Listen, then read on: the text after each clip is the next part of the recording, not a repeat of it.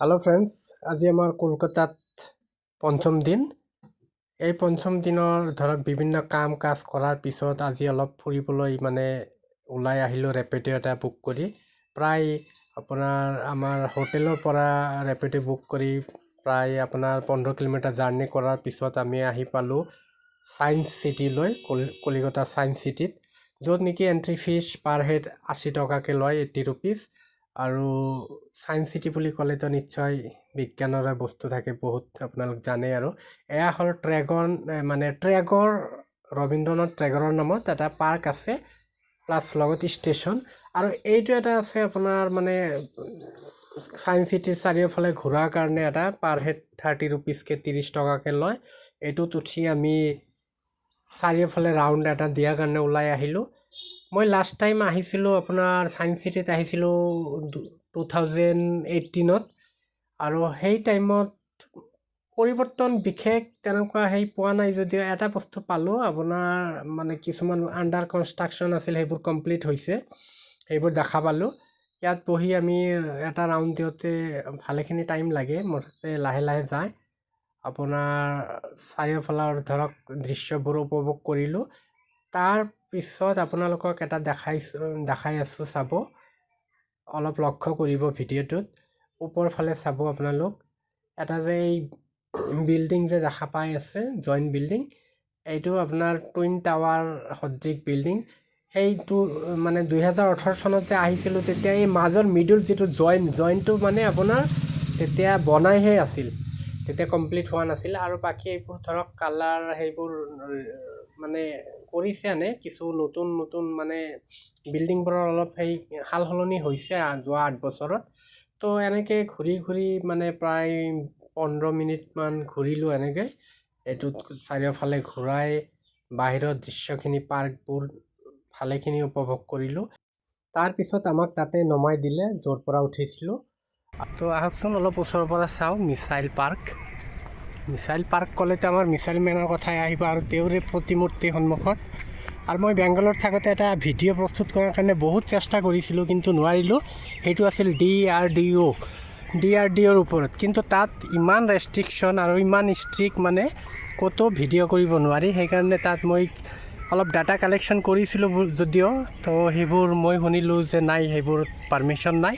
চ' এয়া আমাৰ প্ৰয়াত মহামান্য ভাৰতৰ প্ৰাক্তন ৰাষ্ট্ৰপতি তথা মিছাইলমেন বিজ্ঞানী ডক্টৰ APJ আব্দুল কালামৰ প্ৰতিমূৰ্তি।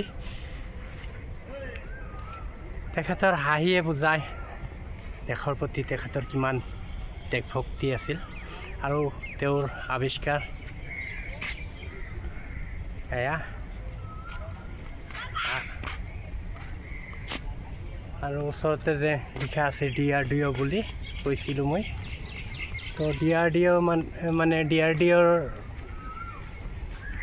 হ'ল এটা আমাৰ প্ৰতিৰক্ষা বিভাগৰ ডাঙৰ সংস্থা। সেইকাৰণে ক'লোঁ আৰু আপোনালোকক যে এইটোৰ ওপৰত নোৱাৰিলোঁ, আৰু বেংগালুৰুত গৈ যেতিয়া অলপ ডাটা কালেকশ্যন কৰিছিলোঁ।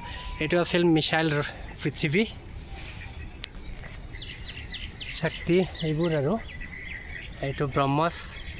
তো একচুৱেলি আপোনালোক আহিলে বিশেষকৈ নিজৰ শিশুসকলক লৈ আহিব লাগে, তেওঁলোকক জনাব লাগে যে আমাৰ ভাৰতত কি কি সম্পদ আছে, আৰু বিজ্ঞানৰ প্ৰতি ধাউতি তেতিয়াহে আহিব।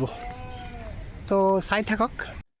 ছায়েন্স চিটিত আৰু এটা বিশেষ সুবিধা আছে, আকৰ্ষণ বুলি ক'ব লাগিব, সেয়া হ'ল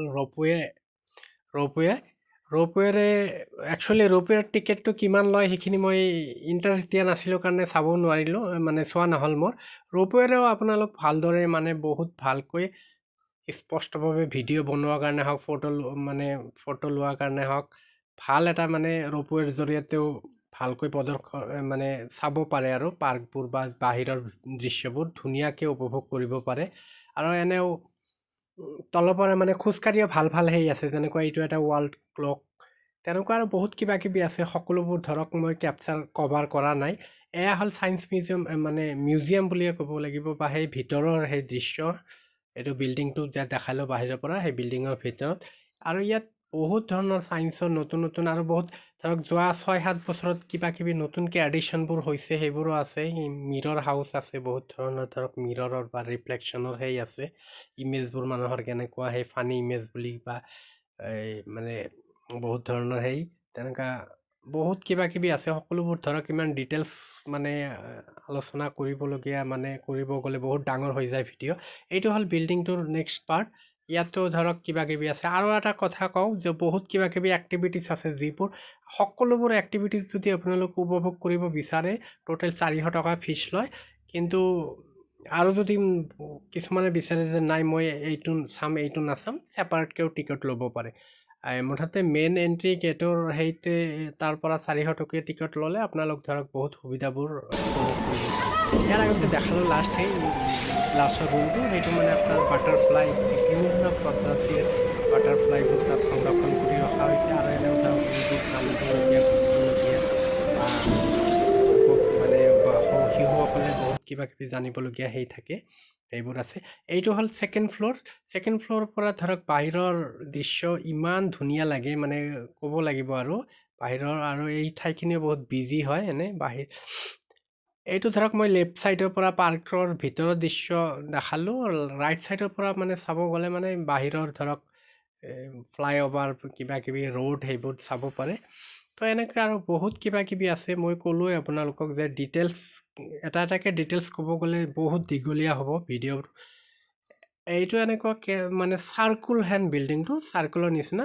ইয়াত নামি আহোঁতে এয়া পালোঁ আপোনাৰ ফিছ একুৰিয়াম, মাছৰ একুৰিয়াম। ইয়াত বিভিন্ন প্ৰজাতিৰ মাছ আছে, যেনেকুৱা আমাৰ গুৱাহাটী ছায়েন্স মিউজিয়ামত যেনেকুৱা মানে একুৰিয়াম আছে, এইটোও তেনেকুৱা, কিন্তু এইটো ডাঙৰ হয় আৰু চাবলৈ মানে সুবিধাজনক কৰি দিছে ৱালৰ লগত। এইখিনিয়ে আছিল একচুৱেলি, দেখাবলগীয়া বহুত আছিল, কিন্তু ক'ব গ'লে আকৌ আপোনালোকৰ চাবলগীয়া সিমান নাই, কাৰণ ছায়েন্স চিটিৰ ওপৰত বহুত ভিডিঅ' হয়তো অলৰেডি পাইছে আপোনালোক। যিয়ে হওক, মই যিখিনি দেখালোঁ কেনেকুৱা লাগিছে কমেণ্টত জনাব। আৰু কোনোবাই যদি কলিকতালৈ আহে নিশ্চয় এবাৰ হ'লেও ছায়েন্স চিটিত ভিজিট কৰিব। তাৰ লগতে আকৌ এটা গুড নিউজ আমাৰ অসমবাসীৰ কাৰণে আছে। সেয়া হ'ল অলৰেডি আমাৰ অসমৰ সোণাপুৰত আপোনাৰ ধুনীয়াকৈ ছায়েন্স চিটি ধুনীয়াকৈ বনাইছে, সেইটোতো নিশ্চয় ভিজিট কৰিব। অলৰেডি তাৰ ওপৰতো বহুত ধৰণৰ ভিডিঅ' অলৰেডি বনাইছে, পষ্ট কৰিছে। কিন্তু আপোনালোক প্ৰেক্টিকেলি যিকোনো বস্তুৰ এটা মজা আমেজ ল'বলৈ গ'লে প্ৰেক্টিকেলি ভিজিট কৰাটো বহুতেই দৰকাৰ। আৰু বিশেষকৈ সৰ্বশেষত এইখিনি কওঁ যে ছায়েন্স চিটিত গ'লে অন্ততঃ নিজৰ শিশুসকলক লৈ যাব, বাচ্চাসকলক লৈ যাব। এইখিনি আছিল আজিৰ কাৰণে, ধন্যবাদ।